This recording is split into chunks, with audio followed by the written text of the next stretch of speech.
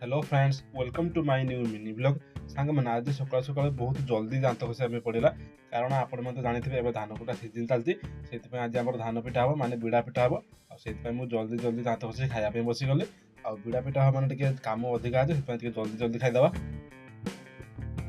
आउ सांग मैंने आखिरे धान न खसापी सेफ्टी जो मुझे चश्माटा पिंधुची आउे फुल पेट आ फुल सार्ट पिंधि ना धान गुंडे सब देहर लगिकी बड़ जोर कुंडेब। आउ सांग मैंने एबे आपण मैंने जो धान बिड़ा देखुं एतिकी बिड़ा 4 घंटर आउ बिड़ा पिटिया पूर्व टिके मेसीन पाख बिड़ा गुड़ा भल सजाईदेवा बिड़ा पिटिबा कोटा सैला एगुड़ा आम कुटा कहुए। आउ सांग मैंने यहाँ किए धान आप कमेंट निश्चय जनइबे और आपंकर वर्ष केते धान चाष कर कमेंट निश्चय जनइबे। और जब भिडियोटी एत पर्यटन भल लगी तो भिडियो को गोटे लाइक और चैनल को सब्सक्राइब कर बेल आइकन को ऑल रे प्रेस करदेवे।